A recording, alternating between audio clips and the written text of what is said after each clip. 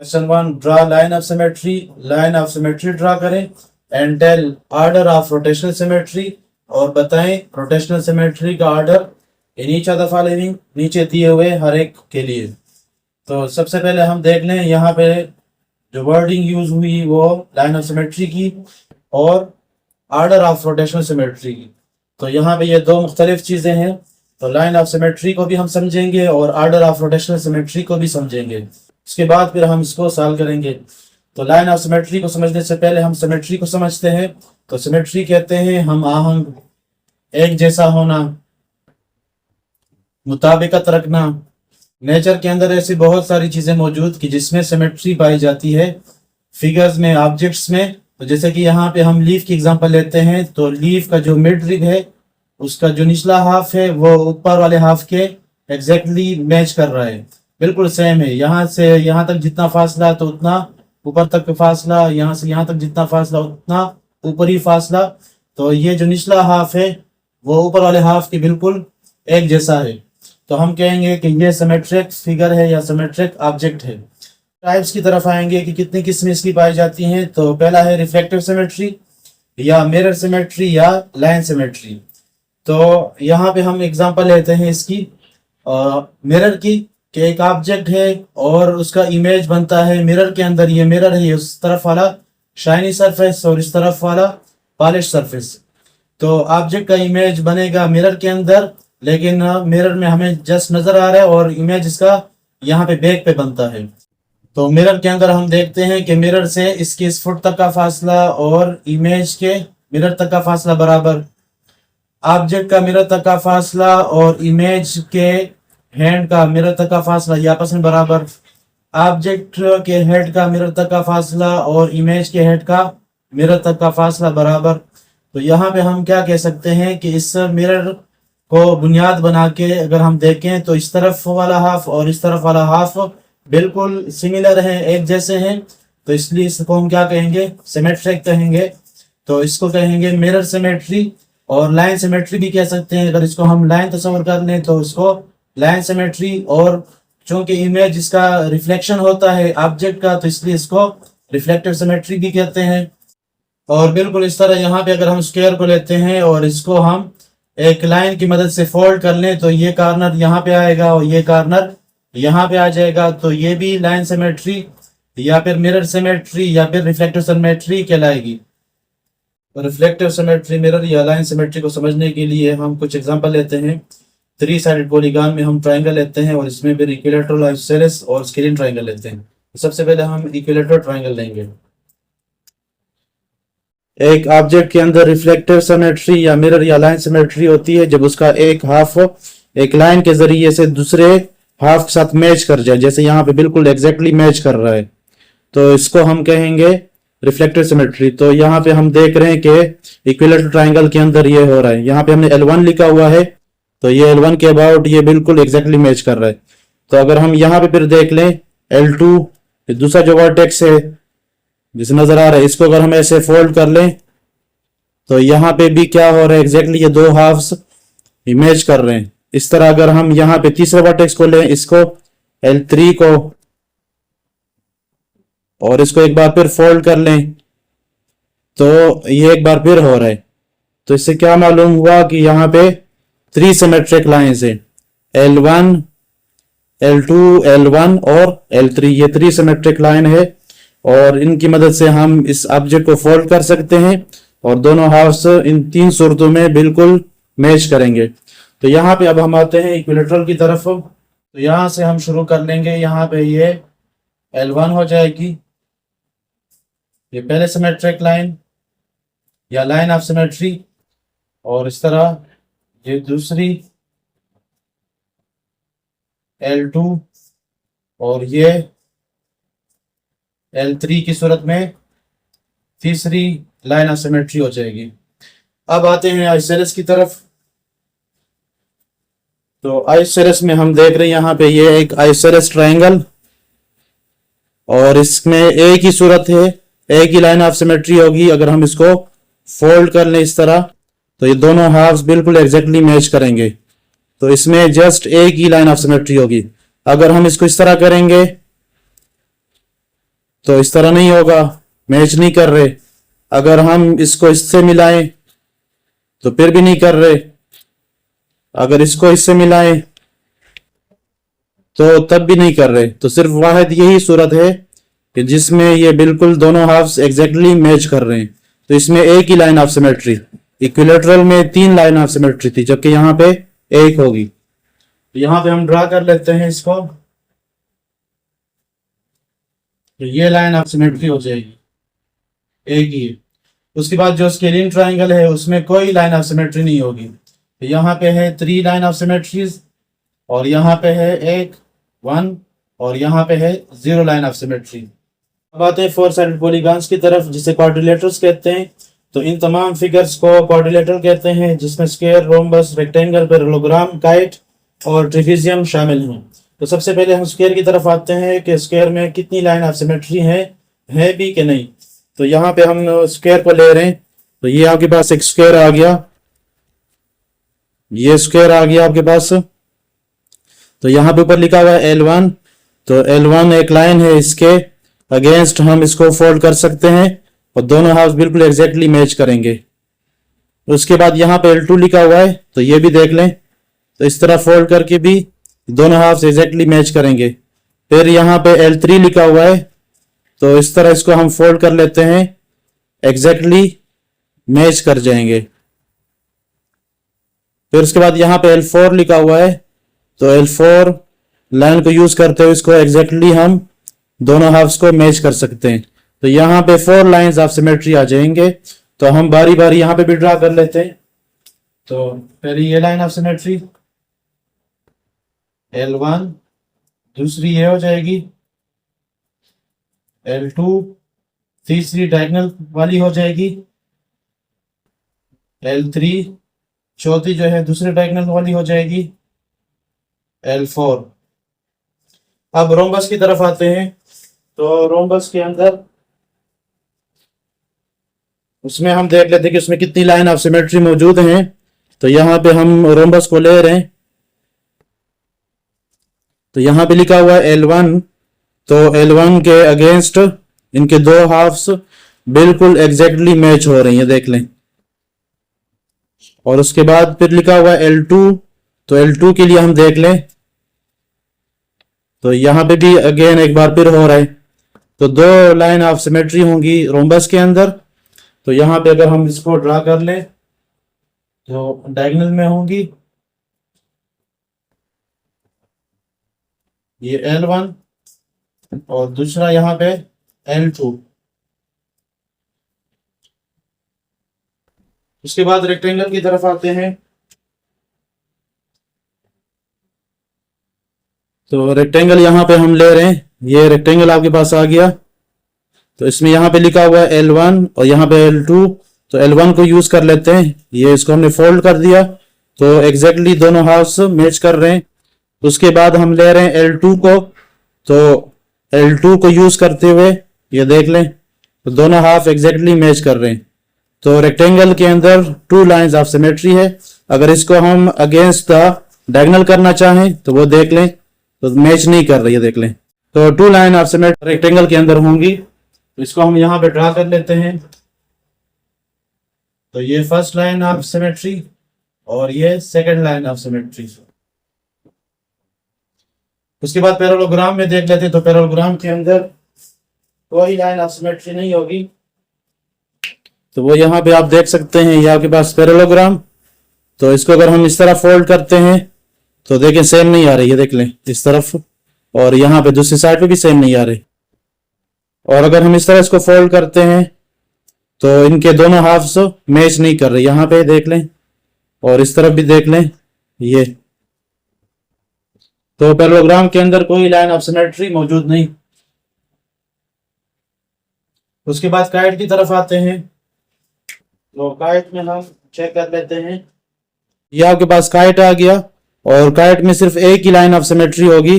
तो अगर इसके अगेंस्ट इसको हम फोल्ड करते हैं तो ये बिल्कुल मैच कर जाएंगे, देख लें इसका हाफ दूसरे हाफ से मैच कर रहा है। तो काइट के अंदर एक ही लाइन ऑफ सिमेट्री। तो इसको हम वहां पे ड्रा कर लेते हैं।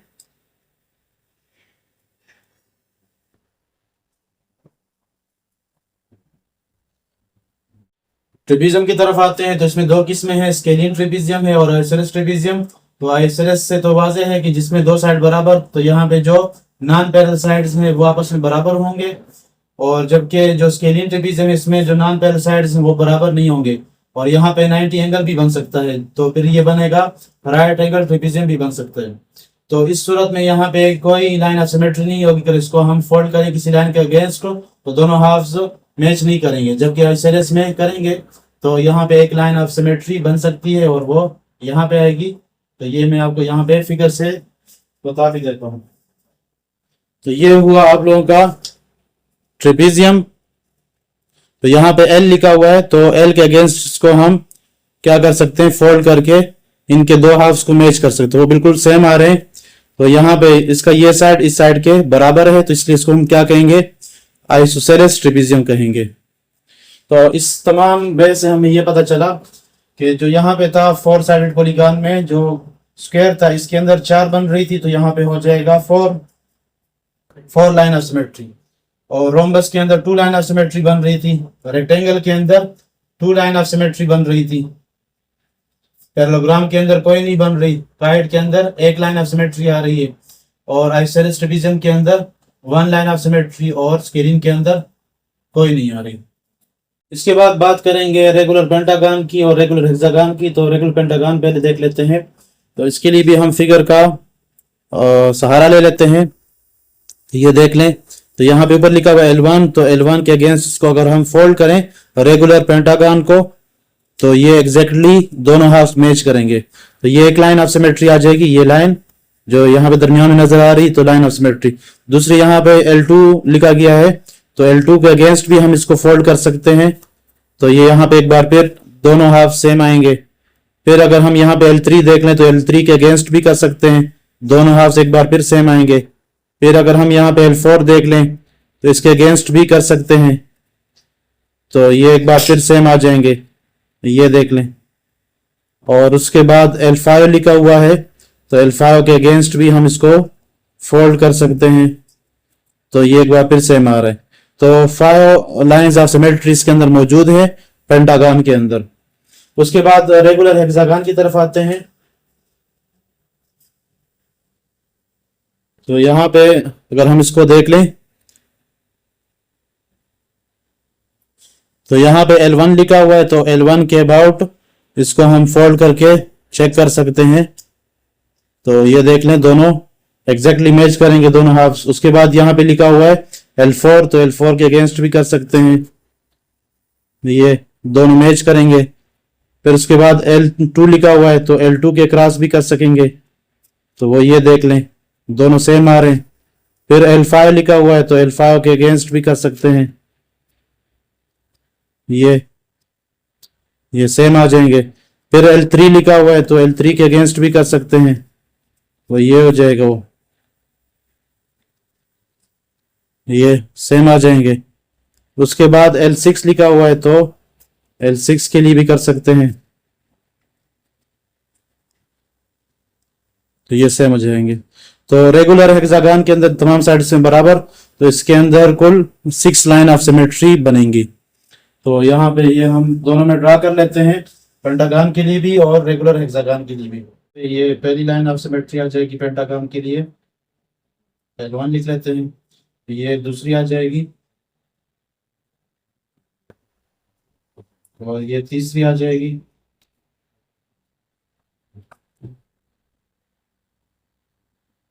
उसके बाद ये चौथी आ जाएगी,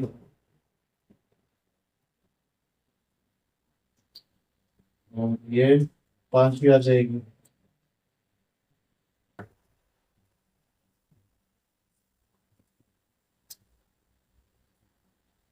तो 5 लाइन ऑफ सिमेट्रीज के अंदर आएंगी पेंटागन के लिए। उसके बाद हेक्सागन के लिए भी कर लेते हैं। तो यहाँ पे ये इधर इनको मिला लेंगे वर्टेक्स टू वर्टेक्स, ये पहली लाइन ऑफ सिमेट्री, ये मिलाएंगे, ये दूसरी लाइन ऑफ सिमेट्री, तीसरे को मिलाएंगे, ये थर्ड लाइन ऑफ सिमेट्री। उसके बाद मिड को शुरू कर लेंगे, तो ये फोर्थ लाइन ऑफ सिमेट्री, इसके मिड को दूसरे मिड से मिलाएंगे अपोजिट, तो ये L5 और यहाँ पे इनको आपस में मिला देंगे, तो ये हो जाएगा L6। तो हेक्सागन के अंदर टोटल 6 लाइन ऑफ सिमेट्री हो जाएंगी। तो यहाँ पे हम तमाम फिगर्स के अंदर एक चीज नोट कर रहे हैं, तो यहाँ पे रेगुलर पॉलीगॉन है, तो यहाँ पे ये 3 sided regular polygon equilateral triangle की सूरत में, और ये 4 साइडेड रेगुलर पॉलीगॉन स्क्वायर की सूरत में, ये पेंटागन की सूरत में 5 साइडेड पॉलीगॉन, और हेक्सागन की सूरत में 6 साइडेड रेगुलर पॉलीगॉन। तो इन रेगुलर पॉलीगॉन के अंदर हम क्या चीज देख रहे हैं कि जितने उसके साइड है उतने ही उनके लाइन ऑफ सिमेट्री है। तो यहाँ पे जो 3 साइडेड पॉलीगॉन है तो उसकी 3 साइड, तो 3 line of symmetry. 4 sided polygon में जो स्क्वायर है वो रेगुलर पॉलीगॉन कहलाता है, तो उसमें 4 लाइंस ऑफ सिमेट्री। जो पेंटागन है रेगुलर, तो उसमें 5 लाइंस ऑफ सिमेट्री। हेक्सागन में 6 lines of symmetry. Regular heptagon में 7 लाइंस ऑफ सिमेट्री। ऑक्टागन में 8 लाइंस ऑफ सिमेट्री। डेकागन में 10 lines of symmetry. 100 sided regular polygon में 100 लाइंस ऑफ सिमेट्री। जबकि अगर इररेगुलर पॉलीगॉन की बात की जाए तो उसमें बाद में 1 आ रहा है, जैसे यहाँ पे आइसोसेलेस में 1 आ रहा है, स्क्रीन में 0 आ रहा है, यहाँ पे रोम्बस में 2 आ रहे हैं, यहाँ पे रेक्टेंगल में 2 आ रहे हैं, पैराग्राम में कोई नहीं, ट्राइड में 1 है और ट्रेपेजियम में 1 में है, दूसरे में नहीं। इसी तरह पेंटागन में और हेक्सागन में जो इररेगुलर हैं तो उसमें बाद में 1 होगा, बाद में 2 होंगे, बाद में 3 होंगे, बाद में 4 होंगे, लेकिन एग्जैक्टली इसके बराबर नहीं आएंगे। तो ये हुआ सिमेट्री के मुतालिक, उसमें हमने डिटेल से पढ़ा। तो अब जरा इसकी तरफ आएंगे, draw line of symmetry, lines of symmetry draw करें। और बिल्कुल यहाँ पे आसान पार्ट 1, तो यहाँ पे अगर हम इधर ड्रा करें तो ये हो जाएगा लाइन ऑफ सिमेट्री। तो इसके अगेंस्ट हम इस हाफ को फोल्ड कर सकते हैं इस हाफ के साथ, तो ये बिल्कुल एग्जैक्टली मैच करेंगे, तो यहाँ पे एक ही लाइन ऑफ सिमेट्री होगी। इस तरह यहाँ पे अगर हम आते हैं तो ये है पेंटागन, तो वो हम यहाँ पढ़ चुके हैं, तो इसको हम इस तरह ड्रा कर लेंगे स्केल की मदद से। ये L1 और उसके बाद ये यहाँ पे आ जाएगा ये L2 और उसके बाद फिर ये आ जाएगा L3, फिर ये आ जाएगा L4 और उसके बाद ये आ जाएगा L5। तो रेगुलर पेंटागन में जितने साइड हैं उतने ही लाइन ऑफ सिमेट्री। उसके बाद ये फिगर देख लें, तो उसमें अगर हम इसको इस तरह फोल्ड कर लेंगे इस लाइन के अबाउट, तो यहाँ पे ये एक लाइन आ जाएगी। और उसके बाद अगर हम इस तरह इसको फोल्ड कर लें, ये इधर आगे इसके साथ मैच करेगा ये हाफ, तो ये सेकंड लाइन ऑफ सिमेट्री आ जाएगी। तो यही दो यहाँ पे बन सकते हैं। इसके बाद अगर हम चौथे पार्ट को देख लें, तो यहाँ पे स्क्वायर है, तो ये first line of symmetry L1, ये second line of symmetry L2, और यहाँ पे डायगोनल के में देख लें तो वहाँ पे L3 हो जाएगा और दूसरे डायगोनल के लिए L4 हो जाएगा। तो यहाँ पे 4 लाइंस ऑफ सिमेट्री हम ड्रा कर सकते हैं। और यहाँ पे हेक्सागन, तो वो जैसे हमने वहाँ में पढ़ा, तो ये यहाँ पे आ जाएगा फर्स्ट लाइन ऑफ सिमेट्री, फिर ये सेकंड लाइन ऑफ सिमेट्री, और उसके बाद ये फिर L3। तो इसके बाद यहाँ से करेंगे तो ये आ जाएगा L4, और यहाँ से करेंगे तो ये आएगा L5, और यहाँ से करेंगे तो ये आ जाएगा L6। तो 6 लाइंस ऑफ सिमेट्री इसके अंदर आ जाएगी। इन तमाम फिगर्स के लिए लाइंस ऑफ सिमेट्री ड्रा करने के बाद अब हम बताएंगे ऑर्डर ऑफ रोटेशनल सिमेट्री इन तमाम फिगर्स के लिए। तो सबसे पहले हम रोटेशनल सिमेट्री समझेंगे, जो कि सिमेट्री की दूसरी किस्म है। तो रोटेशनल सिमेट्री किसी ऑब्जेक्ट की ये है कि जब एक ऑब्जेक्ट को कम्प्लीटली रिवॉल्व किया जाए किसी सेंट्रल पॉइंट के अगेंस्ट, तो वो अपना जैसा नजर आए, ओरिजिनल फिगर जैसा नजर आए, तो फिर हम कहेंगे इस ऑब्जेक्ट के अंदर रोटेशनल सिमेट्री मौजूद है। और ऑर्डर ऑफ रोटेशनल सिमेट्री ये है कि एक ऑब्जेक्ट ड्यूरिंग कंप्लीट रिवोल्यूशन या रोटेशन कितनी मरतबा अपने ओरिजिनल फिगर जैसा नजर आता है या उससे मैच करता है। तो वो अगर 2 बार आ रहा है तो वो इसके लिए ऑर्डर होगा 2। अगर वो 5 बार अपने ओरिजिनल फिगर से मैच कर रहा है तो उसके लिए ऑर्डर ऑफ रोटेशनल सिमेट्री होगी 5। तो अब हम आएंगे जरा इसकी तरफ, 3 साइडेड पॉलीगॉन की तरफ और 4 साइड पॉलीगॉन की तरफ और पेंटागन की तरफ, हेक्सागन की तरफ, और प्रैक्टिकली इसको जरा समझते हैं कि रोटेशनल सिमेट्री फिगर के लिए क्या होती है और ऑर्डर ऑफ सिमेट्री कैसे फाइंड की जाती है। तो पहले हम आएंगे इक्विलेटरल ट्रायंगल की तरफ और इसको हम करेंगे जरा प्रैक्टिकली, ताकि आपको रोटेशनल सिमेट्री की समझ आए। तो रोटेशनल सिमेट्री को समझने के लिए हम इक्विलेटरल ट्रायंगल ले रहे हैं। यहाँ पे जैसे आपको नजर आ रहा है, ये वर्टेक्स इस पॉइंट की बिल्कुल सीध में है। तो जब इसको हम रोटेट करते हैं against a central point O 120 degree से, तो देख ले यहाँ पे ये बिल्कुल उस ये पॉइंट इसके सीध में आ गया इस वर्टेक्स के, तो ये बिल्कुल अपने ओरिजिनल फिगर जैसा नजर आ रहा है। लेकिन यहाँ पे हमने कितने एंगल से इसको रोटेट किया, तो यहाँ से लेकर यहाँ तक ये है 120 डिग्री। तो यहाँ पे हमें क्या मालूम हुआ कि 120 डिग्री रिवोल्यूशन देने से इक्विलेटरल ट्रायंगल एक बार मैच करेगा अपने ओरिजिनल फिगर से। इसके बाद जब हम नेक्स्ट 120 के लिए इसको रोटेट करते हैं, ये इसको हमने 120 के लिए मजीद रोटेट किया, तो फिर ओरिजिनल फिगर जैसा नजर आ रहा है।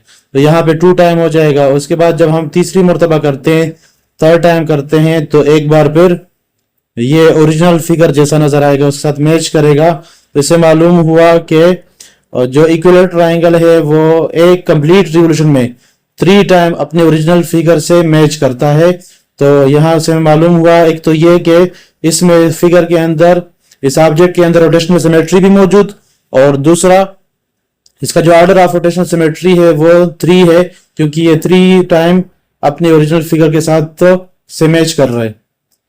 तो अब जरा यहाँ पे आएंगे इसकी तरफ, स्क्वायर की तरफ आएंगे कि स्क्वायर में क्या होगा। तो स्क्वायर हम ले लेंगे कि स्क्वायर में ऑर्डर ऑफ रोटेशनल सिमेट्री वो क्या होगी, और इसमें वो पाई जाती है कि नहीं पाई जाती रोटेशनल सिमेट्री। तो देख लेते हैं। यहाँ पे हम अब स्क्वायर ले रहे हैं और यहाँ पे इसको मैंने मार्क किया हुआ है ऊपर, इधर मैं पॉइंट भी लगा लेता हूं आसानी के लिए। तो अब हम अगर इसको रोटेट करते हैं, ये रोटेट करने लगा हूं स्क्वायर को, तो 90 एंगल से हमने इसको रोटेट किया। शुरू में ये था, देखें यहाँ पे, अब ये 90 एंगल बन रहा है। तो 90 एंगल से रोटेट करने के बाद ये वही ओरिजिनल फिगर से मैच कर रहा है। नेक्स्ट 90 के लिए जब रोटेट किया जाता है इसको, तो एक बार फिर ओरिजिनल फिगर से मैच कर रहा है। उसके बाद फिर 3rd टाइम के लिए करते हैं, तो एक बार फिर मैच कर रहा है अपने ओरिजिनल फिगर से, तो 3 टाइम हुआ। उसके बाद जब एक कंप्लीट रिवोल्यूशन हो जाएगा तो 4 टाइम भी अपने ओरिजिनल फिगर से मैच करेगा। तो हमें क्या मालूम हुआ, एक ये कि स्क्वायर के अंदर रोटेशनल सिमेट्री मौजूद है। जब इसको हम रोटेट करते हैं तो ये ओरिजिनल फिगर जैसा नजर आता है ड्यूरिंग रोटेशन, और कितनी मरतबा कितने टाइम ये अपने ओरिजिनल फिगर से मैच करता है, तो वो यहाँ पे 4 टाइम कर रहा है। तो इसलिए ऑर्डर ऑफ रोटेशनल सिमेट्री इसके लिए हो जाएगा 4। तो यहाँ पे ये भी बताता चलूं, जो यहाँ पे रेगुलर साइडेड पॉलीगॉन है, जैसे यहाँ पे आपने 3 साइडेड पॉलीगॉन पढ़ा इक्विलेटरल ट्रायंगल की सूरत में, तो उसमें जितने साइड्स हैं तो उतनी लाइन ऑफ सिमेट्री, तो उतना ही उसका ऑर्डर होगा, ऑर्डर ऑफ रोटेशनल सिमेट्री वो भी 3 हो जाएगा। इसी तरह अगर हम 4 साइडेड रेगुलर पॉलीगॉन की बात करें यानी स्क्वायर की बात करें, तो उसकी लाइन ऑफ सिमेट्री है 4, तो ऑर्डर ऑफ रोटेशनल सिमेट्री हो जाएगा 4। इसके बाद पेंटागन के लिए हम रोटेशनल सिमेट्री समझते हैं और उसका ऑर्डर ऑफ रोटेशनल सिमेट्री क्या होगा वो भी समझेंगे। तो एक बार फिर हम यहाँ पे प्रैक्टिकली इसको कर लेते हैं। तो ये हम एक पेंटागन ले रहे हैं, रेगुलर पेंटागन, जिसके तमाम साइड बराबर हैं, और यहाँ पे इसको हमने मार्क किया हुआ है ताकि हमें वाज़ेह हो, पता चले कि एक कंप्लीट रोटेशन में किस तरह ये सिमेट्रिक होगा और कितने टाइम ये अपने ओरिजिनल फिगर से मैच करेगा। तो यहाँ पे इसको हम रोटेशन देते हैं 108 डिग्री की।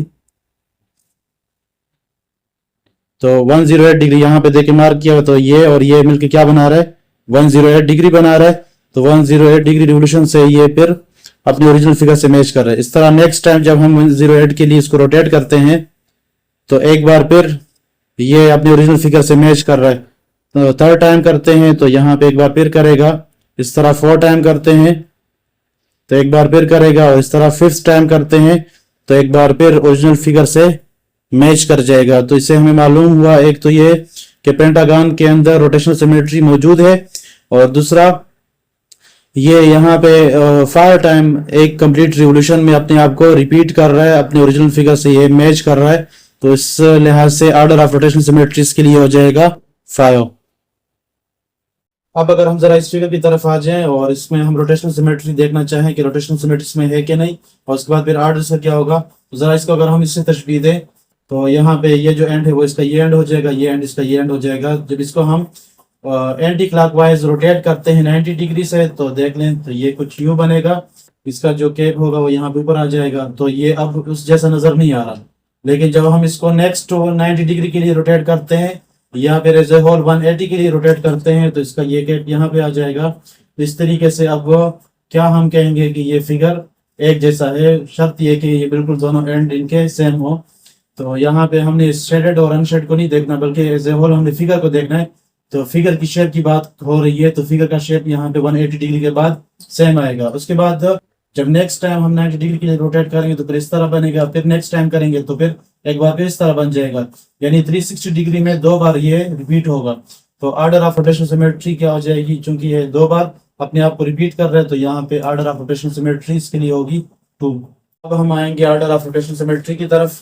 तो part 1 order of rotational symmetry इस फिगर के लिए क्या होगा, तो प्रैक्टिकली जरा इसको हम समझेंगे। तो ये अगर हम देख लें ये वही फिगर है, तो यहाँ पे इसको मैंने मार्क किया हुआ है। तो अगर इसको हम रोटेट कर लें 90 एंगल से तो ये 90 एंगल बना, 90 एंगल से इसको हमने रोटेट किया, लेकिन ये अपने ओरिजिनल फिगर से मैच नहीं कर रहा। उसके बाद मजीद 90 से रोटेट करें तो ये 180 से रोटेट हुआ, यहाँ से यहाँ तक ये 180 से रोटेट हुआ क्योंकि जो हमने मार्क किया था वो नीचे चला गया। अब यहाँ पे तो टोटल कितना एंगल बना 180, तो 180 से रोटेट किया तो ये अपने ओरिजिनल फिगर से मैच नहीं कर रहा। उसके बाद मजीद 90 से रोटेट किया यानी टोटल 270 से रोटेट किया तो फिर भी मैच नहीं कर रहा। और उसके बाद फिर 360 से रोटेट किया तो अब ओरिजिनल फिगर जैसा नजर आ रहा है। तो इसका मतलब क्या है कि एक कंप्लीट रिवोल्यूशन में ये एक मरतबा 1 टाइम अपने ओरिजिनल फिगर से मैच कर रहा है। तो ऑर्डर इसका क्या हो जाएगा 1 आ जाएगा। तो order of rotational symmetry equal to 1। अब स्क्वायर की तरफ आएंगे तो स्क्वायर के लिए भी इसी तरह देख लेंगे। तो ये हुआ स्क्वायर और मार्किंग यहाँ पे ऊपर दी गई है ताकि हमें मालूम हो कि रोटेशन के दौरान ये कितने एंगल से रोटेट हो रहा है और अपनी ओरिजिनल फिगर जैसा नजर आ रहा है कि नहीं आ रहा। तो इसको हम 90 एंगल से रोटेट करते हैं। ये 90 एंगल से रोटेट हुआ यहाँ से लेकर यहाँ तक, ये 90 पहले ये मार्किंग यहाँ पे थी, अब यहाँ पे तो 90 डिग्री से रोटेट हुआ तो ये अपने अब ओरिजिनल फिगर जैसा नजर आ रहा है। फिर नेक्स्ट 90 डिग्री के लिए रोटेट करेंगे तो एक बार फिर ये ओरिजिनल फिगर जैसा नजर आ रहा है। फिर नेक्स्ट के लिए करते हैं 90 डिग्री के लिए तो ये एक बार फिर 90 डिग्री रोटेट करने से ओरिजिनल फिगर जैसा नजर आ रहा है। और चौथी मरतबा करते हैं 4 टाइम तो एक बार फिर ये हो जाएगा। तो एक कंप्लीट रिवोल्यूशन में 4 टाइम हो रहा है। तो ऑर्डर ऑफ रोटेशनल सिमेट्री इसके लिए हो जाएगी 4। यहाँ पे इसके लिए ऑर्डर हो जाएगा 4। उसके बाद आते हैं पेंटागन की तरफ। तो ये हुआ हमारा पेंटागन। तो इसको हम रोटेट करते हैं 108 डिग्री से। तो 108 डिग्री रोटेट करने से ये अपने ओरिजिनल फिगर से मैच करेगा। उसके बाद नेक्स्ट टाइम एक बार फिर करते हैं 108 डिग्री से तो एक बार फिर ये ओरिजिनल फिगर से मैच करेगा। फिर 3rd टाइम करते हैं तो ये एक बार फिर मैच कर रहा है। फिर 4th टाइम करते हैं तो एक बार फिर मैच कर रहा है। और फिर 5th टाइम करते हैं तो एक बार फिर कर रहा है। तो ये जो मार्किंग एक बार फिर आ गई। तो एक कंप्लीट रिवोल्यूशन में कितनी मरतबा ये रिपीट कर रहा है अपने आप को, तो 5 टाइम करता है। तो order of rotational symmetry pentagon के लिए हो जाएगा 5। तो यहाँ पे ऑर्डर इसके लिए हो जाएगा 5। उसके बाद हेक्सागन की तरफ आते हैं। हेक्सागन के लिए क्या होगा, तो ये हुआ हमारा हेक्सागन। तो शुरू में इसकी पोजीशन ये है।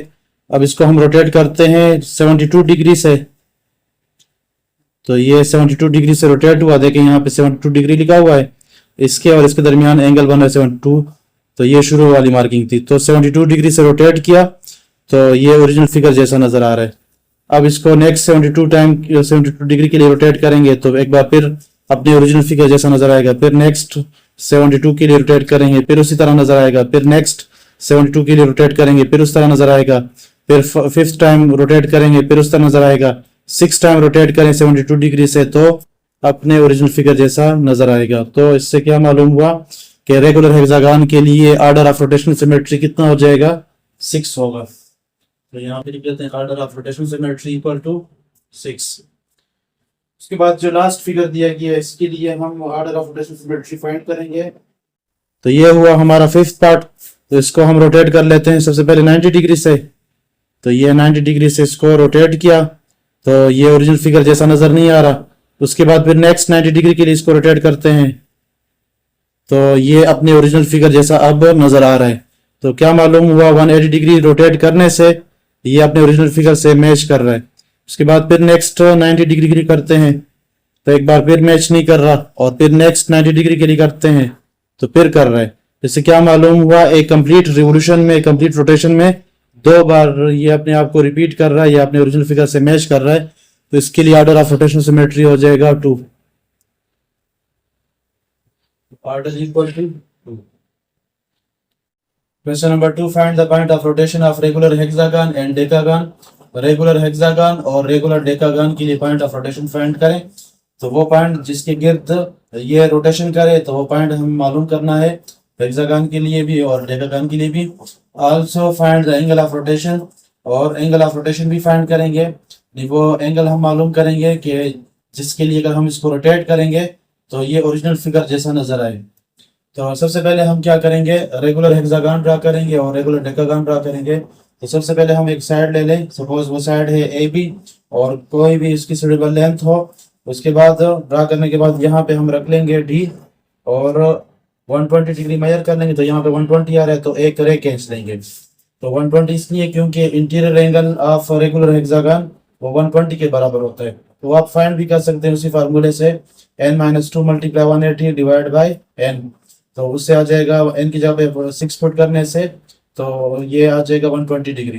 तो हमने यहाँ पे ये रे खींच ली और उसके बाद कंपास ले लेंगे और इसी के बराबर खोल लेंगे, यहाँ पे रख के एक आर्क यहाँ पे ड्रा कर लें। तो ये पॉइंट आपके पास हासिल हो जाएगा सी की सूरत में। उसके बाद यहाँ पे एक बार फिर 120 डिग्री यहाँ पे देख लेंगे तो यहाँ पे आ रहा है 120। तो एक बार फिर यहाँ पॉइंट लगा लें और एक रे खींच लेंगे। रे खींचने के बाद यहाँ पे फिर से कंपास ले लेंगे और इसी साइड के बराबर ए बी के बराबर एक आर्क यहाँ पे इस रे के ऊपर ड्रा करें तो डी पॉइंट हासिल होगा। उसके बाद डी को यहाँ पे रख लेंगे और यहाँ पे एंगल ले लेंगे 120 डिग्री, तो यहाँ पे आ रहा है तो एक रे खींच लेंगे और उसके बाद कंपास ले लेंगे और एक आर्क ड्रा करेंगे तो यहाँ पे ये पॉइंट हासिल हो जाएगा। उसके बाद डी को कुछ यूं रखे और उसके बाद यहाँ से मेजर कर ले 0 से लेकर यहाँ तक 120, तो एक बार फिर खींच लेंगे और उसके बाद कंपास ले लेंगे और एक आर्क ड्रा करेंगे तो इस तरीके से ये पॉइंट हासिल हो जाएगा। उसके बाद इस पॉइंट को और इस पॉइंट को मिला लेंगे तो ये आपका रेगुलर हेक्सागन ड्रा करने का तरीका हो जाएगा। तो ये आप प्रैक्टिकली खुद करेंगे। इसके बगैर अगर आप करेंगे, अगर आप एंगल को अच्छी तरह से कंस्ट्रक्ट नहीं करेंगे तो फिर आपका जो हेक्सागन है वो सही तरीके से नहीं बनेगा। यही चीज आप वहां पे भी करेंगे, डेकागन के लिए भी करेंगे। यहाँ पे है 120 डिग्री और वहां पे है 144 डिग्री, सिर्फ डिग्री का फर्क है, बाकी तो सेम तरीका है। अब आएंगे इसकी तरफ, लाइन ऑफ सिमेट्री की तरफ। तो लाइंस ऑफ सिमेट्री की इंटरसेक्शन से पॉइंट ऑफ रोटेशन हासिल होगा। तो यहाँ पे आपने जैसे पहले पढ़ रखा है हेक्सागन के लिए, तो यहाँ पे ये लाइन ऑफ सिमेट्री, उसके बाद फिर ये लाइन ऑफ सिमेट्री, फिर ये लाइन ऑफ सिमेट्री और उसके बाद ये लाइन ऑफ सिमेट्री, ये लाइन ऑफ सिमेट्री, ये लाइन। हमने पढ़ रखा था कि रेगुलर पॉलीगॉन में जितने साइड होते हैं उतने ही उनके लाइन ऑफ सिमेट्री होते हैं। तो यहाँ पे हेक्सागन में 6 साइड्स हैं तो इनके लाइंस ऑफ सिमेट्री भी 6 होंगे। अगर डेकागन की एग्जांपल ले लें तो उसमें चूंकि साइड्स हैं 10 तो उसमें लाइंस ऑफ सिमेट्री होंगे 10। तो यहाँ पे इनके इंटरसेक्शन से जो पॉइंट हासिल हुआ तो उसको कहेंगे पॉइंट ऑफ रोटेशन। तो यहाँ पे हम कह सकते हैं O is the point of rotation.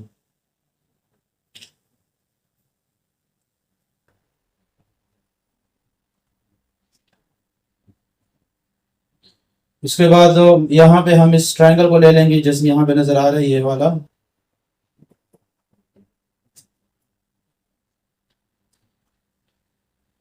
ABO triangle, तो लिखेंगे इन ट्रायंगल ABO।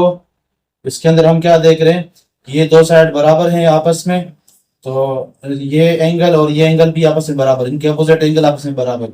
लेकिन अपोजिट एंगल होंगे क्या, तो यहाँ पे ये जो लाइन है ये क्या होगा, ये एंगल बाइसेक्टर होगा। तो इस तरफ भी 60 डिग्री और इस तरफ भी 60 डिग्री। इस तरह ये भी एंगल बाइसेक्टर है तो इस तरफ भी 60 डिग्री हो जाएगा और इस तरफ भी 60 डिग्री हो जाएगा। तो हमें ये 2 एंगल मालूम हुए, ये 60 और यहाँ पे ये अननोन एंगल है। सपोज ये एंगल है x, तो हम फाइंड कर लेंगे x + 60 + 60। इक्वल टू 180 डिग्री, तो ये 120 आ जाएगा, 120 तरफ जाके माइनस होगा तो 180 माइनस 120, इससे आ जाएगा 60। तो x इक्वल टू 60। तो इससे मालूम हुआ यहाँ पे कि x की वैल्यू 60 है, ये भी 60 हो जाएगी, ये भी 60 हो जाएगी, ये भी 60 हो जाएगी, ये 60 और ये भी 60।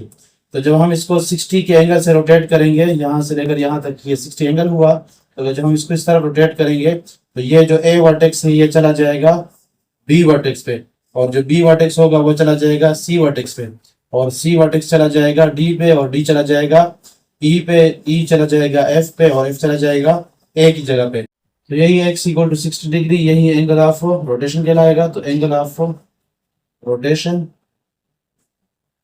Equal to 60 degree. Angle of rotation से हमें पता चलता है कि अगर इस फिगर को हम 60 डिग्री के लिए रोटेट करेंगे तो दोबारा यही सेम फिगर आ जाएगा। तो अगर इसको हम एक कंप्लीट रोटेशन दें तो उस सूरत में ये कितने टाइम्स, कितनी मरतबा अपने आप को रिपीट करेगा या सेम नजर आएगा, तो हम इस तरीके से मालूम कर सकेंगे। 360 degree divide by angle of rotation, तो इस पर डिवाइड कर लेंगे तो 0 0 से 6 1 और 6 6 तो ये आ जाएगा ऑर्डर ऑफ रोटेशनल सिमेट्री 6। तो 6 टाइम ये अपने आप को रिपीट करेगा। अब डेकागन की तरफ आएंगे तो सबसे पहले हम डेकागन को ड्रा करना सीखेंगे। तो सबसे पहले हम सुटेबल साइड ले लें ए बी किसी भी लेंथ की, और उसके बाद फिर यहाँ पे बी पे हम एंगल ड्रा कर लेंगे 144 का, क्योंकि डेकागन के लिए इंटीरियर एंगल 144 के बराबर, जिसमें मैंने वहां पे हेक्सागन के लिए बताया कि आप ये 144 कैसे मालूम कर सकते हैं। उसी फार्मूले में पुटिंग करें, n-2 multiply 180 divide by n, interior angle find करने का जो तरीका था तो इसमें पुट करेंगे तो इससे आ जाएगा 10-2 मल्टीप्लाई 180 डिवाइड बाय 10, और 8 मल्टीप्लाई 180 डिवाइड बाय 10, 0 0 से, और 18 8 ज़ा 144, ये एंगल आ जाएगा। तो यहाँ पे आएगा 144। तो उसके बाद एक रे खींच लेंगे, और रे खींचने के बाद बी को सेंटर लेंगे और एक आर्क ड्रा करेंगे सेम रेडियस का या ए बी के बराबर। तो यहाँ पे आपने आर्क ड्रा किया, उसके बाद फिर यहाँ पे आप 41-44 एंगल लेंगे और एक और रे खींचेंगे, फिर यहाँ पे कंपास लेके यहाँ पे एक आर्क ड्रा करें, कितना कॉल लेंगे इसको, जितना आपने ये कॉला था या ए बी के बराबर कॉल लेंगे। तो उसके बाद ये पॉइंट हासिल हुआ, उसके बाद फिर आप यहाँ पे रख लेंगे और 144 एक बार फिर ले लेंगे, फिर एक रे खींचेंगे एंड सो ऑन। इस तरीके से सारे कर लेंगे तो यहाँ तक आप पहुंच जाएंगे ए तक। तो अब उसके बाद हमें करना है, ये तो ड्रा हुआ, उसके बाद लाइन ऑफ सिमेट्री। तो यहाँ पे ए को इससे मिलाएं, और यहाँ पे बी को जी से मिलाएं, और फिर सी को एच से, फिर डी को आई से, ई को जे से, और एफ को ए से। उसके बाद तो यहाँ पे और भी बन रही हैं, और यहाँ पे इसके मिड पॉइंट से ले जाए इसको, ये लाइन ऑफ सिमेट्री, इस तरह यहाँ पे ये लाइन ऑफ सिमेट्री, ये लाइन ऑफ सिमेट्री, ये लाइन ऑफ सिमेट्री, इस तरह और लाइन ऑफ सिमेट्री बन जाएंगी। तो टोटल यहाँ पे 10 लाइंस ऑफ सिमेट्री बनेगी। तो हमने पढ़ा था रेगुलर पॉलीगॉन के लिए कि जितने रेगुलर पॉलीगॉन में साइड होंगे उतने ही लाइंस ऑफ सिमेट्री होंगी, और लाइंस ऑफ सिमेट्री के इंटरसेक्शन से जो पॉइंट हासिल होगा उसको कहेंगे पॉइंट ऑफ रोटेशन। तो ये पॉइंट ऑफ रोटेशन क्या होगा, तो O is the point of rotation. अब हम फाइंड करेंगे एंगल ऑफ रोटेशन। तो एंगल ऑफ रोटेशन के लिए हम ये फिगर ले लेते हैं, ये ट्राइंगल, तो ये 144 है और यहाँ पे ये भी है 144। 144 को हम डिवाइड कर लेंगे दोनों अतराफ में, तो यहाँ पे आ जाएगा 72 डिग्री और इस तरफ भी आ जाएगा 72 डिग्री, क्योंकि line of symmetry angle bisector होती है, तो इस तरफ वाला एंगल और ये एंगल बराबर होंगे। इस तरह यहाँ पे ये जो लाइन ऑफ सिमेट्री है ये भी एंगल को बाइसेक्ट करेगा, तो ये एंगल 72 डिग्री और इस तरफ वाला भी 72 डिग्री। तो दो एंगल आपके पास आ गए, इस ट्रायंगल के अंदर दो एंगल आ गए, और ये एंगल हमें मालूम करना है। सपोज वो एंगल है एक्स, तो इन triangle A B O, A B O triangle के लिए x plus 72 equal to 180 degree. तो 72 प्लस 72 144, 180 से 144 माइनस कर लें तो इससे आ जाएगा 36 डिग्री, 36 यहाँ पे आ जाएगा। तो ये हमारे पास क्या होगा, एंगल ऑफ रोटेशन हो जाएगा। Equal to 36 degree. तो एंगल ऑफ रोटेशन हमें क्या बताता है कि अगर इस फिगर को 36 डिग्री के लिए रोटेट किया जाएगा तो फिर ये अपने ओरिजिनल फिगर जैसा नजर आएगा। जैसा कि आप यहाँ पे अगर इसको हम रोटेट कर लें यहाँ से लेकर यहाँ तक, तो ये लाइन ऑफ सिमेट्री यहाँ पे आ जाएगी और ये वाली लाइन ऑफ सिमेट्री यहाँ पे आ जाएगी, ये लाइन ऑफ सिमेट्री यहाँ पे आ जाएगी, तो हमें सेम फिगर दोबारा मिल जाएगा। तो एक कंप्लीट रिवोल्यूशन में हम कितनी बार सेम फिगर हासिल कर सकते हैं, तो वो हम यहाँ से फाइंड कर सकते हैं। तो ये एक्स्ट्रा इंफॉर्मेशन के लिए 360 डिग्री को डिवाइड कर लेंगे number of angle of rotation से, तो ये आ जाएगा 36 डिग्री। तो ये आपके पास आ जाएगा ऑर्डर ऑफ रोटेशनल सिमेट्री। तो 36 1 और 36 10। तो ये जो डेकागान है तो ये 10 टाइम एक कंप्लीट रिवोल्यूशन के दौरान अपने आप को रिपीट करेगा, सेम नजर आएगा।